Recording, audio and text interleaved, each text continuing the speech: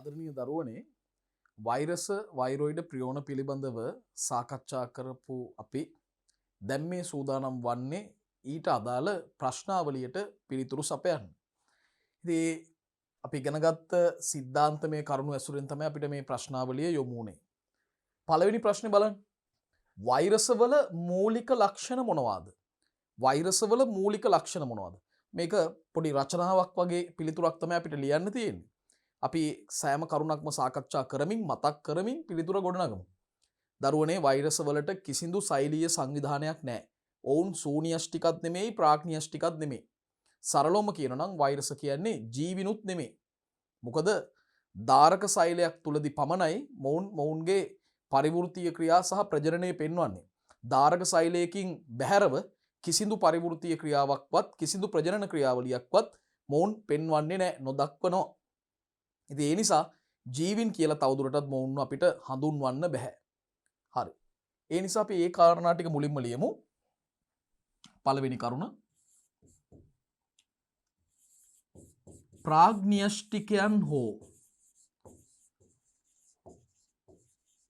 ප්‍රාග්ඥෂ්ටිකයන් හෝ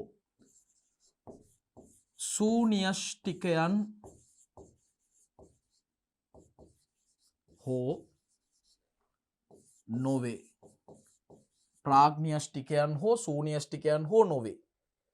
කිසිදු ශෛලීය සංවිධානයක් නොදක්වයි. කිසිදු ශෛලීය සංවිධානයක්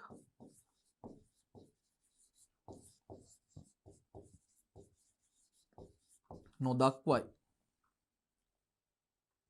ඊළඟ කාරණාව තමයි ජීවී ධාරක ශෛල වලින් බැහැරව කිසිදු පරිවෘත්තික හෝ පරිවෘත්තික ක්‍රියාවක් හෝ ප්‍රජනනයක් සිදු කරන්නේත් නැහැ. හරි. ජීවී ධාරක ශෛල වලින් බැහැරව කිසිදු පරිවෘත්තීය ක්‍රියාවක් හෝ ප්‍රජනනයක් සිදු නොකරයි.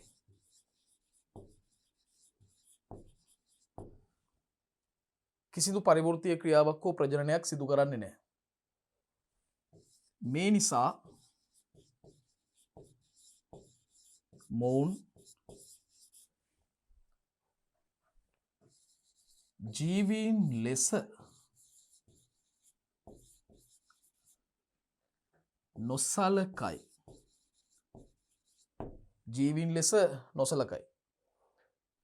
ඒ වගේම මේ සමාජිකයන් අපිට කෙලින්ම කියන්න පුළුවන් අනිවාර්ය පරපෝෂීන් කියලා. මොකද ධාරක ශෛල ඇතුළේදී තමයි මේ අයගේ පරිවෘත්තීය ක්‍රියාවන් සහ ප්‍රජනන ක්‍රියාවලියන් සිදුවන්නේ. ඒ නිසා අනිවාර්ය පරපෝෂිතයන් කියලා හඳුන්වන්නට පුළුවන්. ඉතින් මම එකතු කරනවා මොවුන් අනිවාර්ය පරපෝෂීන් වේ. අනිවාර්ය පරපෝෂීන් විදිහටයි මේ අයව හඳුන්වන්නේ. මොවුන් අනිවාර්ය පරපෝෂීන් වේ. දැන් ජීවී ධාරක ශෛලවල පමණයි මේ අය ගුණණය වෙන්නේ. ඒකයි මේ අයට අනිවාර්ය පරපෝෂිතයන් කියලා කියන්නේ. අපිට ඒක එකතු කරන්න පුළුවන්. ජීවී ධාරක ශෛල තුල පමණක් ගුණණය වන නිසා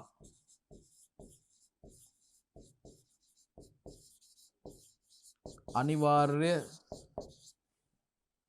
පරපෝෂිතයන් ලෙස හඳුන්වයි.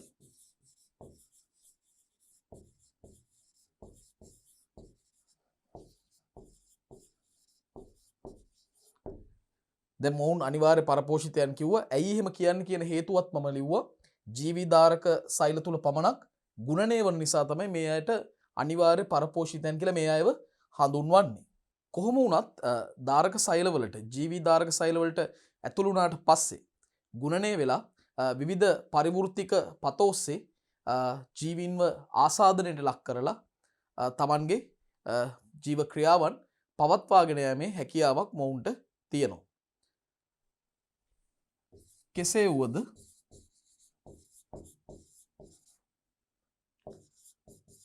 ධාරක සෛලවලට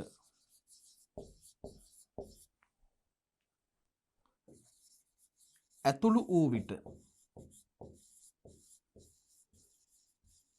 ගුණනය වී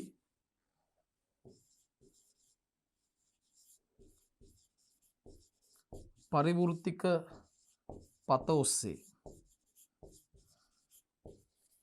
ආසාදනය කර ලාක්ෂණික ජීව ලක්ෂණ පවත්වා ගනී. එම පළමු කරුණ යටතේ කරුණු ගණනාවක් සාකච්ඡා කළා. ඊළඟ දේ තමයි දරුවනේ වෛරස ඊටාම කුඩා ජීවි ආකාරයක්. ඇත්තටම ජීවීන් කියන්න බෑ. කුඩාම ආකාරයක්. එතකොට වෛරසයක් අපිට සාමාන්‍ය සංයුක්තාලෝක අන්වීක්ෂයෙන් දකින්න ලැබෙන්නේ නැහැ. ඉලෙක්ට්‍රෝන අන්වීක්ෂයෙන් පමණමයි දකින්න ලැබෙන්නේ. දැන් වෛරසයක ප්‍රධාන සරල ව්‍යුහයක් දරන්නේ ඔවුන්ගේ ප්‍රධාන කොටස් දෙකක් තියෙනවා. කැපී පෙනෙන ව්‍යුහ දෙකක්. එකක් තමයි නියෂ්ටික අම්ල වලින් යුක්ත මධ්‍ය හරයක් සහ කැප්සිඩේ ලෙස හඳුන්වන ප්‍රෝටීනමය ආවරණයකින් සමන්විතයි. දැන් කැප්සිඩේ කියන ප්‍රෝටීනමය ආවරණය නිර්මාණය වෙන්නේ කැප්සෝමියර ලෙස හඳුන්වන නිශ්චිත ප්‍රෝටීන උපේකක ගණනාවකින්. ඔන්න ඔය කාරණා ටික අපිට දෙවනි කරුණ යටතේ විස්තර කරන්න පුළුවන්. වෛරස ඉතා කුඩා ආකාරයකි. ජීවීන් කියන්න බෑ ඇත්තටම. වෛරස ඉතා කුඩා ආකාරයකි.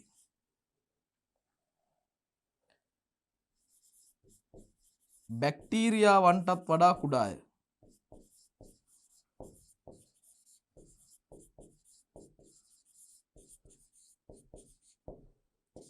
ඉලෙක්ට්‍රෝන අන්වීක්ෂයෙන් පමණක්. ඉලෙක්ට්‍රෝන අන්වීක්ෂයෙන් පමණක්.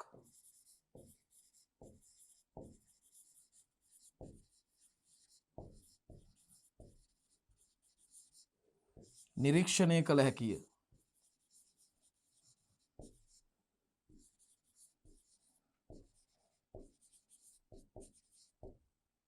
ඉලෙක්ට්‍රෝන අන්වීක්ෂයෙන් පමණමයි නිරීක්ෂණය කරන්න පුළුවන් වෙන්නේ. ඊළඟට කාරණාව තමයි නියෂ්ටික අම්ල මධ්‍ය හරයකින්. නියෂ්ටික අම්ල මධ්‍ය හරයකින් හා කැප්සිඩේ ලෙස හඳුන්වන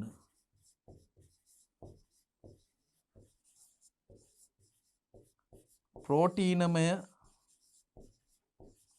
ආවරණයකින් සමන්විත වේ.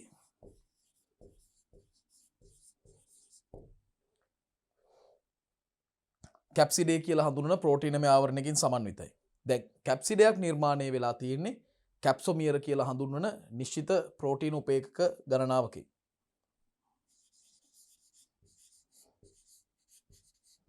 කැප්සොමියර නම්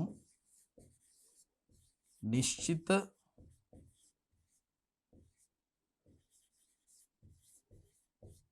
ප්‍රෝටීන උප ඒකක ගණනාවකින්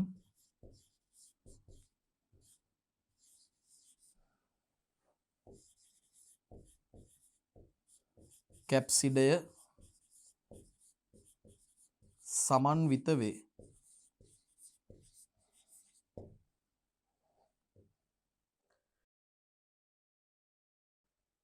අපිට තවත් කාරණා සාකච්ඡා කරන්න පුළුවන්. අපි ඊළඟ කොටසට යමු. දැන් නියෂ්ටික අම්ල ලෙස DNA හෝ RNA පවතිනවා. හැබැයි හැම වෙලාවෙම මේ වර්ග දෙකෙන් එක වර්ගයක් පමණයි තියෙන්නේ. නියෂ්ටික අම්ල ලෙස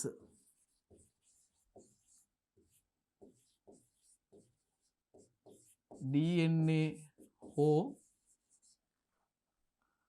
RNA යන වර්ග දෙකෙන්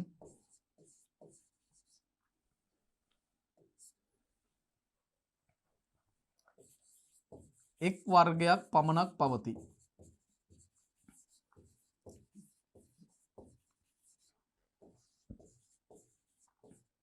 එක් වර්ගයක් පමණක් පවතිනවා. ඒ වගේම මේ වෛරස් සරල ව්‍යුහයක් තමයි දරන්නේ. අපිට ඒකත් ලියන්න පුළුවන්. තුන්වෙනි කාරණා විදිහට සරල ව්‍යුහයක් දරයි. සරල ව්‍යුහයක් දරනවා.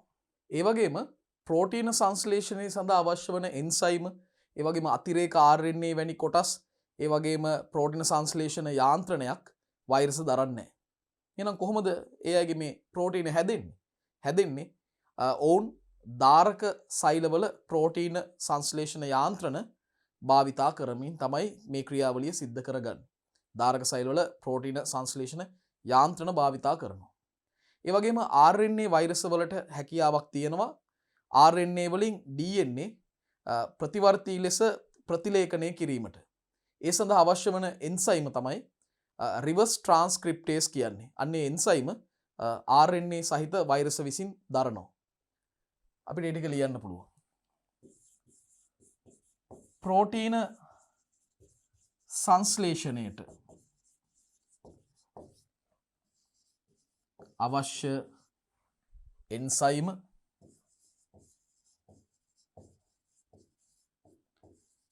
අතිරේක RNA වැනි කොටස් හා තව මොනවද? ප්‍රෝටීන සංශ්ලේෂණ යාන්ත්‍රණ. ප්‍රෝටීන සංශ්ලේෂණ යාන්ත්‍රණ වෛරස වලට නැත. ඔවුන් ධාරක සෛලවල ප්‍රෝටීන සංශ්ලේෂණ යාන්ත්‍රණය මත රඳා පවතී. ධාරක සෛලවල ප්‍රෝටීන සංශ්ලේෂණ යාන්ත්‍රණය මත තමයි මොවුන් රඳා පවතින්නේ. ඒ වගේම RNA වෛරස් වල RNA වලින් DNA ප්‍රතිවර්තී ලෙස ප්‍රතිලේඛනය කර හැකි රිවර්ස් ට්‍රාන්ස්ක්‍රිප්ටේස් එන්සයිම අඩංගුයි.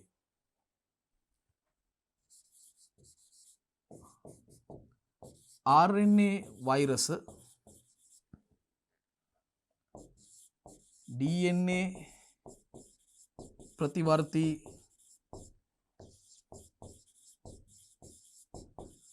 ප්‍රතිලේඛනය සඳහා අවශ්‍ය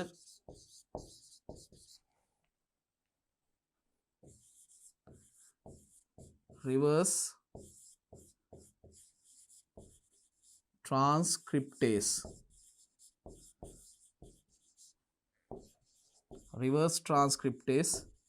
එන්සයිම දරයි. රිවර්ස් ට්‍රාන්ස්ක්‍රිප්ටේස් එන්සයිම දරයි. ඒ අනුව දරුවනේ අපි වෛරස් වල මූලික ලක්ෂණ පිළිබඳව සාකච්ඡා කරා. අපි තවදුරටත් මේ ප්‍රශ්නාවලිය ඉදිරියට ගමන් කරමු. අපි දෙවෙනි ප්‍රශ්නයෙන් සාකච්ඡා කරන්නේ වෛරස් වල රූපාකාර පිළිබඳ කෙටියෙන් විස්තර කරන්න කියලයි. දරුවනේ කැප්සිඩ නිර්මාණය මත මූලික රූප විද්‍යාත්මක සමමිතිකාකාර දෙකක් වෛරස් වලට තියෙනවා. එකක් තමයි හෙලිකල් කියලා කියනවා. අනිත් එක තමයි අයිකෝස හේඩ්‍රල් කියලා කියනවා. අයිකෝස හේඩ්‍රල්. මෙන්න මේ රූපාකාර දෙක පිළිබඳව තමයි සමමිතිකාකාර දෙක පිළිබඳව තමයි අපි දැන් සාකච්ඡා කරන්නේ. කැප්සිඩය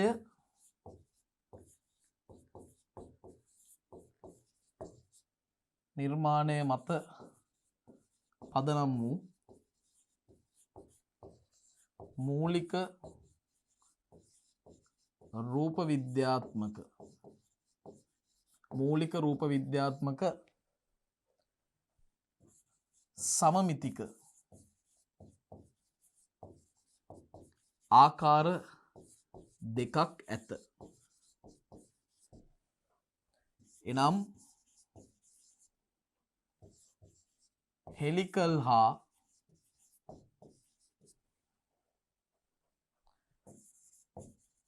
අයිකෝසහීඩ්‍රන් වේ.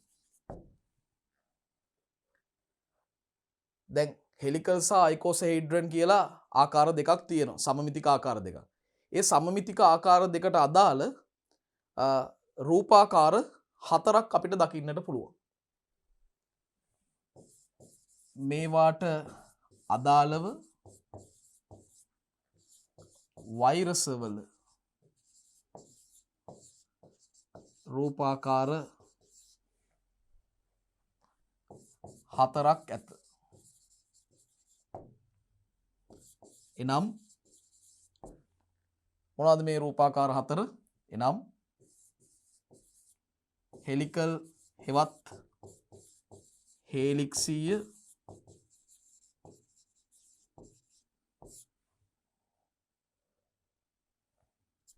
ඒ වගේම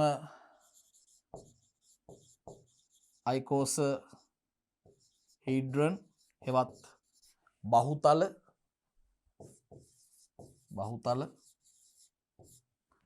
ඒ වගේම ආවරිත හා සංකීර්ණ වෛරස වේ. අපිට දැන් මේවා කෙටියෙන් පැහැදිලි කරන්න උදාහරණ දෙන්න පුළුවන්. දැන් අපි ගත්තොත් හෙලිකල්, එහෙම නැත්නම් හේලික්සීය, මේවා දිගු නම්‍යශීලී හෝ දෘಢ දණ්ඩක් වැනි ව්‍යුහ. දිගු නම්‍යශීලී හෝ දෘಢ දණ්ඩාකාර ව්‍යුහ වේ. දැන් ජලබීතිකා වෛරසය හෙලිකල් වලට හොඳම උදාහරණයක්.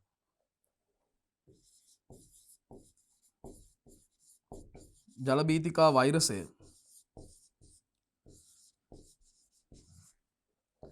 නිදසුන් වේ.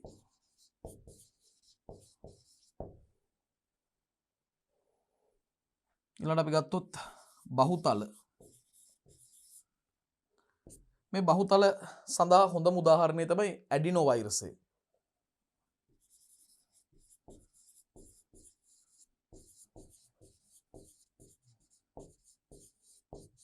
ඇඩිනෝ වෛරසය නිදසුන් වේ.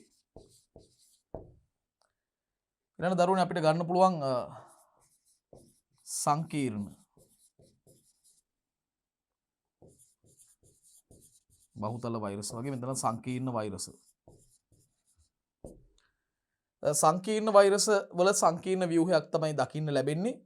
සංකීර්ණ වෛරස වලට හොඳම උදාහරණය බැක්ටීරියා භක්ෂක වෛරස. සංකීර්ණ ව්‍යුහයක් ඇත.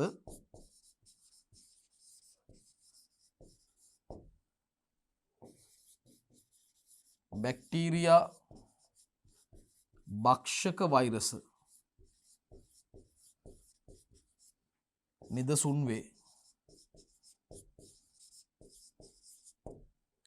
සංකීර්ණ ව්‍යුහයක් තියෙනවා. බැක්ටීරියා භක්ෂක වෛරස් තමයි නිදසුන් වෙන්නේ. අන්තිමට ආවරිත වෛරස. මෙයාලගේ විශේෂත්වය තමයි මේ කැප්සිඩේ වටා ආවරණයකුත් තියෙනවා. කැප්සිඩේ වටා ආවරණයකුත් තියෙනවා. හර්පීස් සිම්ප්ලෙක්ස් වෛරසය, ඉන්ෆ්ලුවෙන්සා වෛරසය උදාහරණ. මේවායේ කැප්සිඩේ වටා මේවායේ කැප්සිඩේ වටාද ආවරණයක් ඇත. ආවරණයක් ඇත.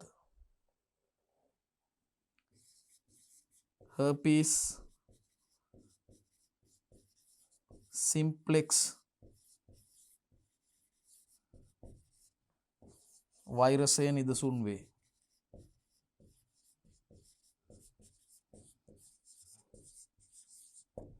herpes simplex වෛරසය නිදසුන් වේ. එමනම් දරුවනේ මේ තමයි වෛරසවල රූපාකාර පිළිබඳව කෙටියෙන් විස්තර කරන්න කියන ප්‍රශ්නයට අපි ලියන පිළිතුර. අපිට මීළඟ ප්‍රශ්නයට යොමු වෙන්නට පුළුවන්. දරුවනේ අපි තුන්වෙනි ප්‍රශ්නයට යොමු වෙමු. වෛරස ගුණණය වීමට උපයෝගී කරගන්න යාන්ත්‍රණ මොනවද? ප්‍රධාන යාන්ත්‍රණ දෙකක් තියෙනවා. එකක් තමයි ව්‍යංශජනක චක්‍රය, අනිත් එක ජාරක චක්‍රය. ජාරක චක්‍රයයි ව්‍යංශජනක චක්‍රයයි. ව්‍යංශජනක චක්‍රය අනිත් එක ජාරක චක්‍රය. මේවා තමයි වෛරස ගුණණය වීමට උපයෝගී කරගන්නා යාන්ත්‍රණ. අපි හතරවෙනි ප්‍රශ්නෙට යමු. දරුවනේ අපි ඊළඟට යොමු වෙන්නේ හතරවෙනි ප්‍රශ්නෙට ටිකක් ලොකු උත්තරයක් ලියන්න තියෙනවා අපිට. බැක්ටීරියා භක්ෂකයෙකුගේ ජාරක ජීවන චක්‍රය පිළිබඳ විස්තර කරන්න. බැක්ටීරියා භක්ෂකයෙකුගේ ජාරක ජීවන චක්‍රය විස්තර කරන්න. දැන් බැක්ටීරියා භක්ෂකයෙක් කියලා අදහස් කරන්නේ බැක්ටීරියාවන්ව බැක්ටීරියා සෛල ආසාදනය කරන වෛරස. එතකොට මෙයාගේ ජීවන චක්‍රය, ජාරක ජීවන චක්‍රය විස්තර කිරීමේදී ප්‍රධාන පියවර පහක් ගැන අපි කියන්න ඕනේ. මොනවද?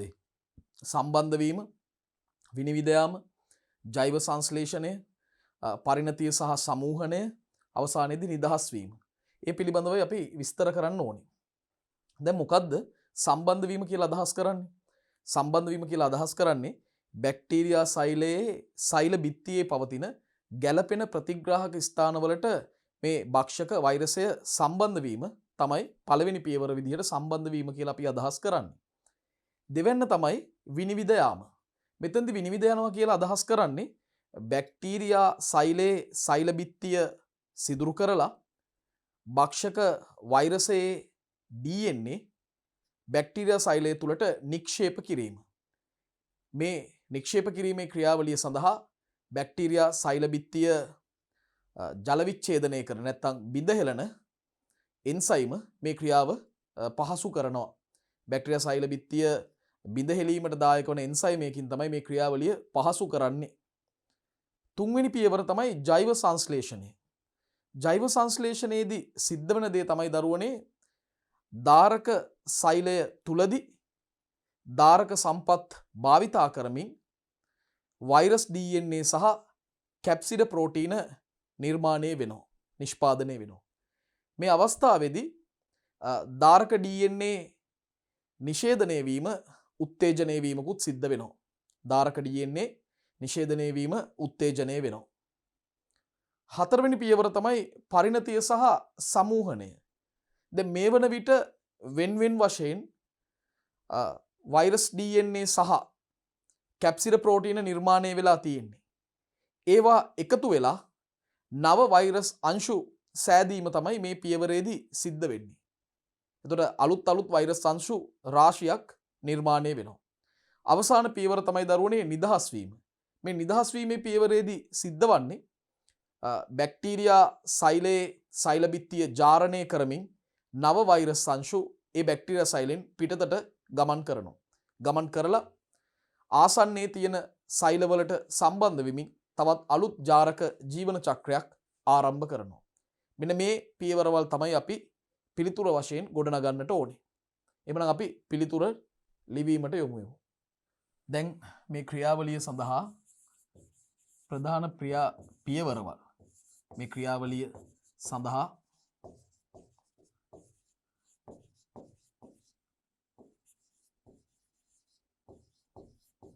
ප්‍රධාන පියවර පහක් පවතිනවා. එනම්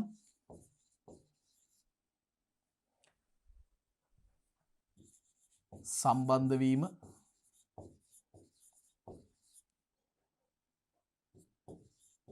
විනිවිද යාම,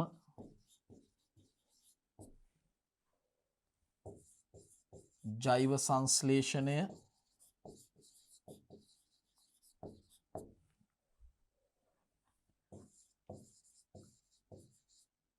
පරිණතිය හා සමූහණය,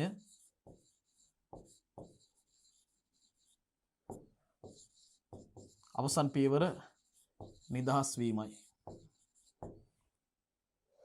දැන් අපි මේ එක් එක් පියවර ගැන විස්තර කරමු. සම්බන්ධ වීම.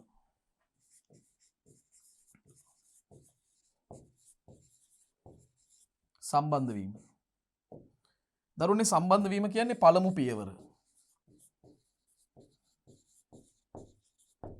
සම්බන්ධ වීම කියන්නේ පළමු පියවරයි. මෙහිදී බැක්ටීරියා සෛල බිත්තියේ ගැළපෙන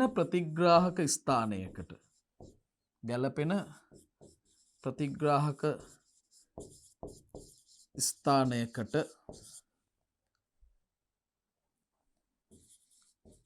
භක්ෂක වෛරස සම්බන්ධ වේ.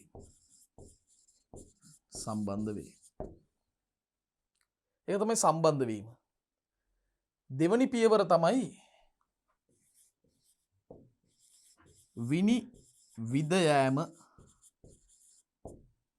විනිවිද යාම. දැන් මෙතනදි සිද්ධ වෙන්නේ බැක්ටීරියා සෛලයට භක්ෂක වෛරසය සම්බන්ධ වුණාට පස්සේ භක්ෂක වෛරසයේ පවතින DNA බැක්ටීරියා සෛලය තුළට නික්ෂේප කිරීම. බැක්ටීරියා සෛලයට සම්බන්ධ වූ පසු එම සෛලය තුළට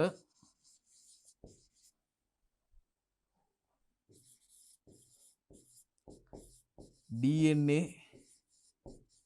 නික්ෂේප කරයි. මේ සඳහා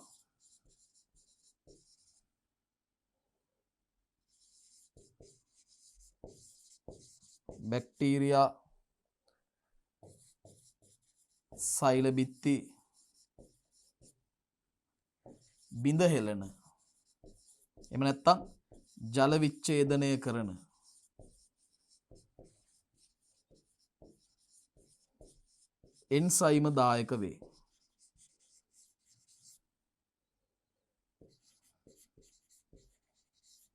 එන්සයිම දායක වේ.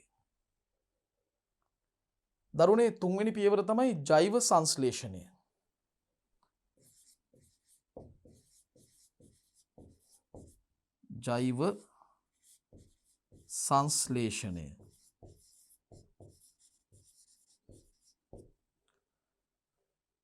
දැන් ජෛව සංශ්ලේෂණය කියන්නේ මොකද්ද?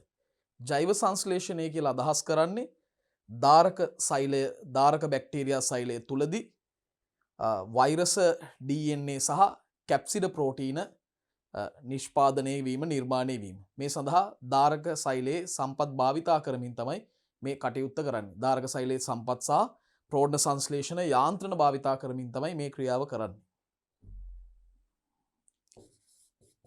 ධාරක සෛලයේ සම්පත් සහ ප්‍රෝටීන සංශ්ලේෂණ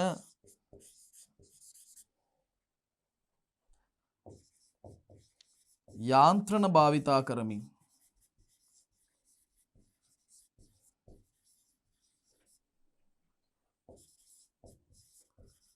ධාරක සෛලය තුලදී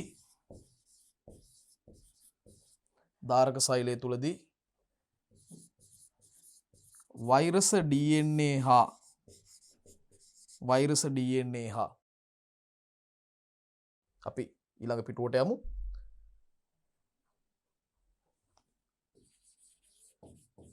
කැප්සිඩ ප්‍රෝටීන නිපදවීම එහෙම නැත්නම් ජෛවීය සංශ්ලේෂණය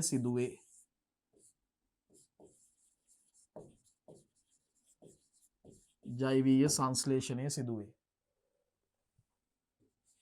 කැප්සිඩ ප්‍රෝටීන නිපදවීම නැත්නම් ජෛවීය සංශ්ලේෂණය සිදුවේ. දැන් මේ අවස්ථාවේදී මේ පියවරටම ඇතුළත් වෙනවා මොකද්ද? දාරක DNA නිෂේධනය කිරීමත් උත්තේජනය කිරීම මේ පියවරටම අයිති වෙනවා. දාරක DNA නිෂේධනය උත්තේජනයද මීට ඇතුළත් වේ.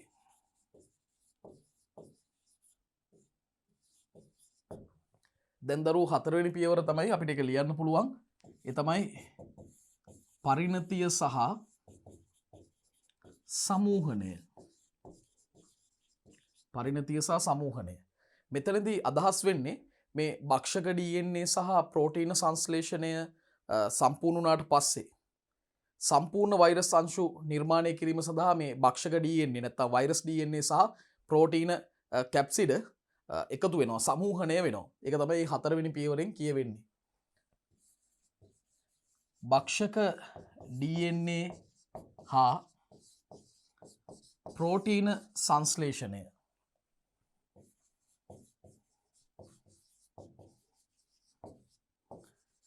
සම්පූර්ණ වූ පසු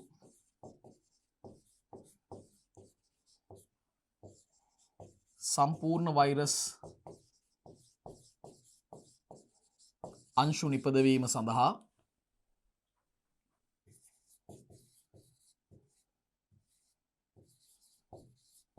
සම්පූර්ණ වෛරස් අංශු නිපදවීම සඳහා මේ භක්ෂක DNA සහ ප්‍රෝටීන කැප්සිඩ සමූහනය වේ.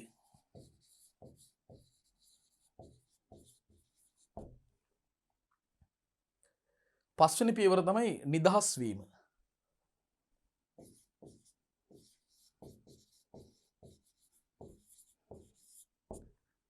දැන් මෙතනදී මොකද්ද වෙන්නේ? බැක්ටීරියා සෛල බිත්තිය බිඳ වැටිලා විවෘත වීම මේ බැක්ටීරියා භක්ෂක වෛරස මගින් ප්‍රේරණය කරනවා. ඒක තමයි මුලින්ම වෙන්නේ. බැක්ටීරියා සෛල බිත්ති බිඳ වැටි ඒවා විවෘත වීම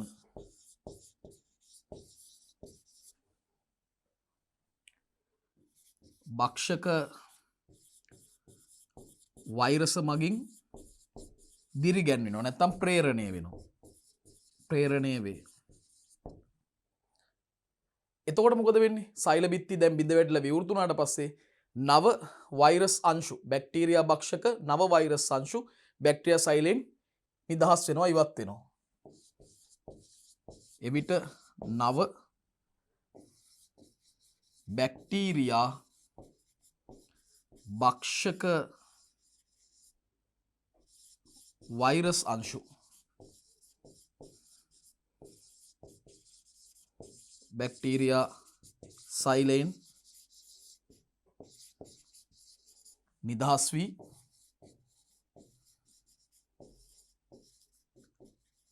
ආසන්නයේ ඇති වෙනත් දාරක සෛලයක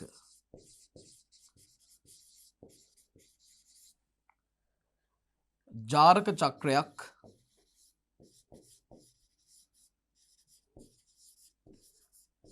ආරම්භ කරයි.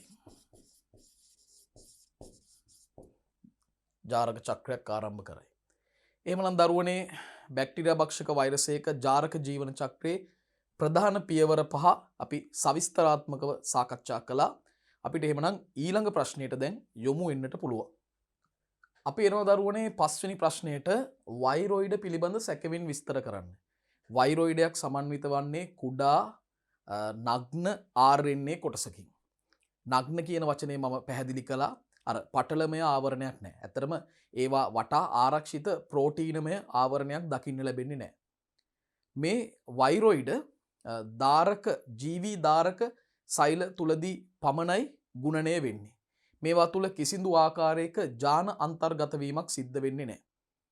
ජීවී දාරක සෛල තුල පමණයි ගුණණය වෙන්නට මෙයාට හැකියාවක් ලැබෙන්නේ.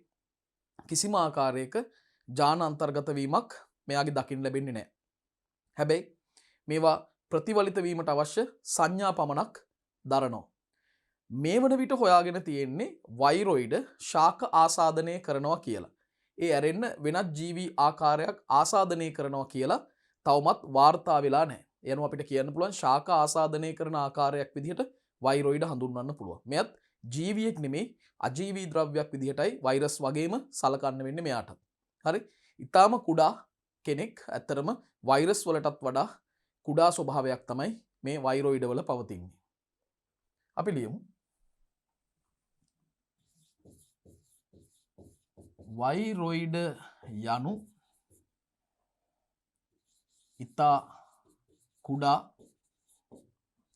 නග්න RNA කොටස් වේ. ඉතා කුඩා නග්න RNA කොටස් විදිහටයි අපිට සලකන්න වෙන්නේ වෛරොයිඩ. මේවා වටා ආරක්ෂිත ප්‍රෝටීනමය ආවරණයක් නැත. මේවා වටේට ප්‍රෝටීනමය ආවරණයකුත් නෑ දරුවෝ. ඊළඟ කාරණාව තමයි මේවා ජීවී ධාරක සෛල තුල පමණක් මේවා ජීවී ධාරක සෛල තුල පමණක් ගුණනය වේ. කිසිදු ආකාරයක ජාන අන්තර්ගත නොවෙනවා. කිසිදු ආකාරයක ජාන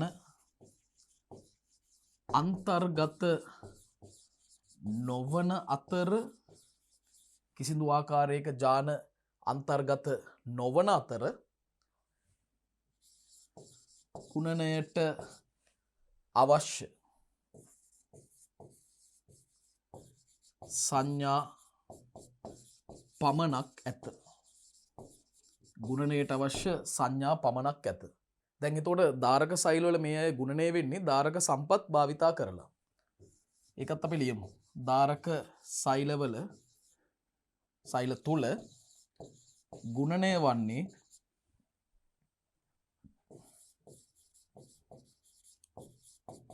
ධාරක සම්පත් භාවිතා කරමිනි.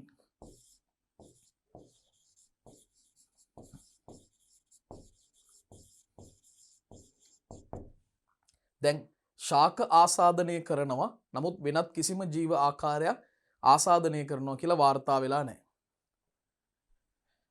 වෛරොයිඩ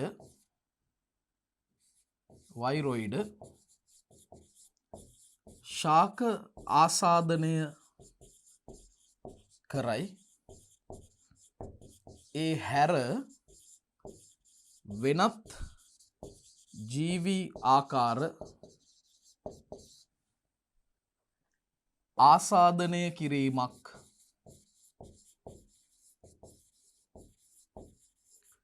වාර්තා වී නැත.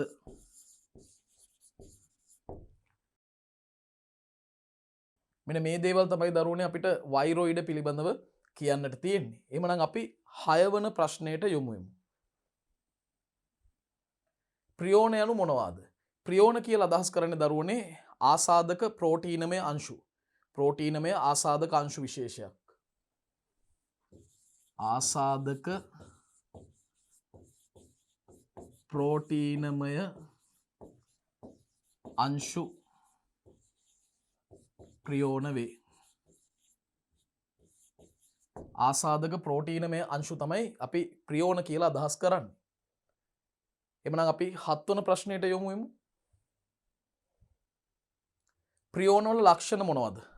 දරුවනේ ප්‍රියෝන වෛරස් වලටත් වඩා ඉතා කුඩා අංශු විශේෂයක්.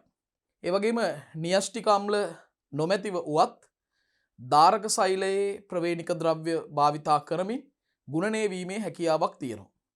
සමහර පක්ෂීන්ගේ සහ මැමේලියාවන් තුල ප්‍රියෝන අපිට දැක ගන්නට පුළුවන්කමක් ලැබෙනවා. අපි ඒ කාරණා ලියමු. වෛරස වලටත් වඩා කුඩා අංශු වර්ගයකි.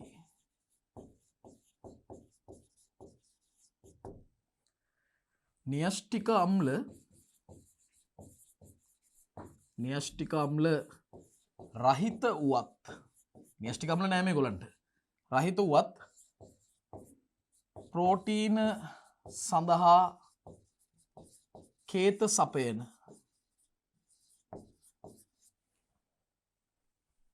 ධාරක ජාන භාවිතයෙන්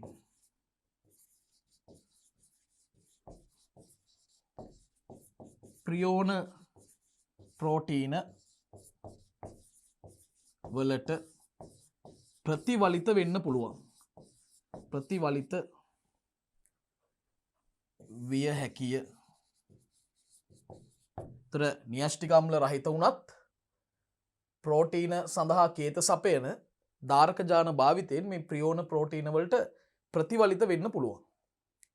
ඒ වගේම දරුවනේ සමහර පක්ෂීන් සහ මැමේලියාවන් තුල ප්‍රියෝන දකින්නට ලැබෙනවා. සමහර පක්ෂීන් හා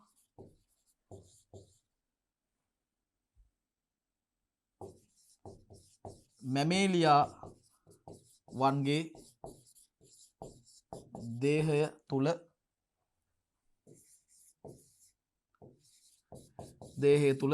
ප්‍රියෝන දක්නට ලැබේ.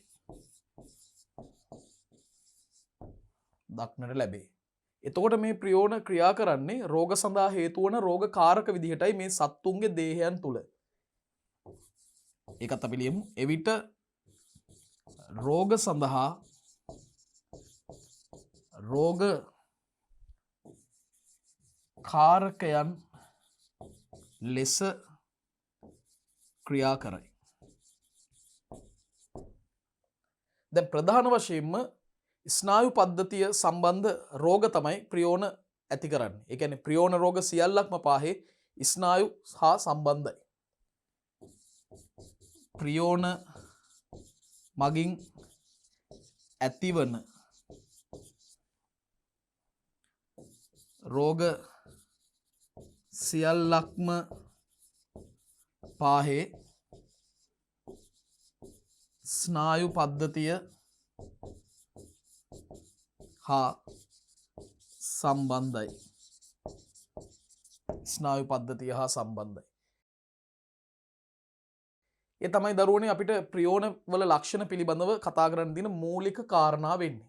අපිට ඊට පස්සේ ඊළඟ ප්‍රශ්න වලින් ප්‍රියෝන වලට සම්බන්ධ රෝග ගැන අධ්‍යයනය කරන්න පුළුවන්.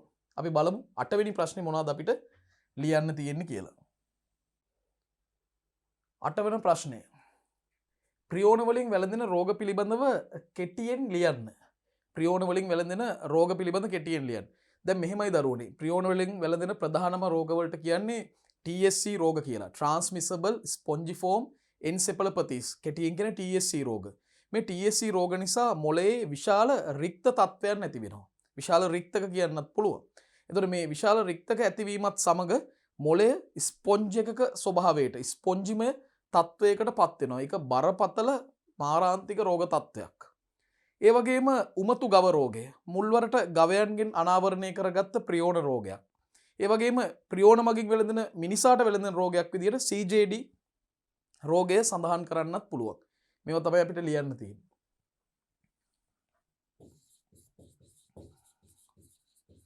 ප්‍රියෝන වලින් ඇතිවන ප්‍රධාන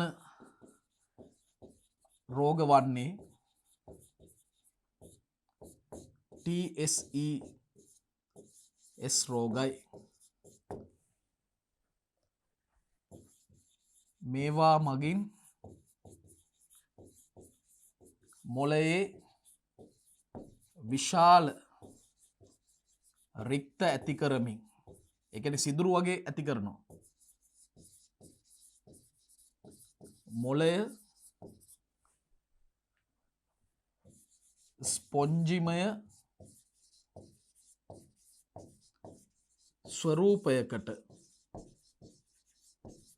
ස්පොන්ජිමය ස්වරූපයකට පත් කරයි.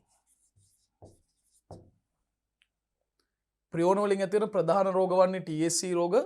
මේවා මගින් මොලේ විශාල රික්ත ඇති කරලා මොලේ ස්පොන්ජිමය ස්වරූපයකට පත් කරනවා. දෙවැනි අවස්ථාව තමයි උමතු ගව රෝගය. ප්‍රියෝණ මගින් ගවයන්ට වැළඳෙන බව මුල්වරට හඳුනාගෙන තිබේ. අවසාන වශයෙන් අපිට කියන්න තියෙන්නේ මේ CJD රෝගය ගැන. ප්‍රියෝණ මගින් මිනිසාට වැළඳෙන රෝගයක්. ප්‍රියෝණ මගින් මිනිසාට වැළඳෙන රෝගයක් ලෙස CJD සැලකේ. CJD රෝගය සලකන්න පුළුවන් ප්‍රියෝණ මගින් මිනිසාට වැළඳෙන රෝගයක් විදිහට. අපි එමනම් 9 වන ප්‍රශ්නයට යොමු වෙමු. දරුවනේ මිනිසාගෙන් මිනිසාට ප්‍රියෝණ රෝග සම්ප්‍රේෂණය වන ආකාර මොනවද? එකක් තමයි ආසාදිත පටක හා අවයව බද්ධ කිරීම. අනිත් එක ආසාදිත රුධිරයේ පාර විලයනය. ආසාදිත අවයව හා පටක බද්ධ කිරීම.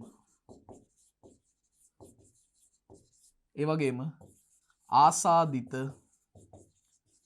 රුධිරය පාර විලයනය කිරීම. ආසාදිත රුධිරයේ පාර විලයනය කිරීම. මේ හේතු නිසා මිනිසාගේ මිනිසාට ප්‍රියෝණ රෝග සම්ප්‍රේෂණය වෙන්න පුළුවන්. ඒ අනුව දරුවනේ වෛරස ප්‍රියෝණ වෛරෝයිඩ පිළිබඳ සිද්ධාන්තමය කරුණු පසුගිය පරිච්ඡේදය තුලදී අපි සාකච්ඡා කළා. මේ පරිච්ඡේදය තුලදී සාකච්ඡා කළේ ඒ ඉගෙනගත්ත සිද්ධාන්තමය කරුණු වලට අදාළ ප්‍රශ්නාවලියට පිළිතුරු සපයන ආකාරය. දැන් අපි ඊළඟ පරිච්ඡේදය තුලින් ඔබ වෙත ගෙනීමට බලාපොරොත්තු වෙන්නේ මූලික විද්‍යාගාර තාක්ෂණික ශිල්ප ක්‍රම මේ ශුද්‍ර ජීවීන්ට අදාළව. ඒ යටතේදී අපි ජීවාණුහරණ ක්‍රියාවලි ගැනත් ඒ වගේම රෝපණ මාධ්‍යයන් සකස් කිරීමේ ශිල්ප ක්‍රම ගැනත් ඔබට පූර්ණ දැනුවත් වීමක් ලබා දෙන්නට සූදානම්. ඒ වගේම දරුවනේ ඒ ඇසුරෙන් මම නිර්මාණය කරපු ප්‍රශ්නාවලියකට පිළිතුරු සැපීම තුලින් විභාගයට එන ඕනෑම ව්‍යුහගත මාදිලියේ ප්‍රශ්නයකට පිළිතුරු ලියන්නට ඔබට අවශ්‍ය දැනුම ශක්තිය ලබා දෙන්නට සූදානම්. එහෙමනම් අපි ඒ පරිච්ඡේදයත් එක්ක එකතු වෙමු. එතෙක් ඔබට සුබ දවසක්.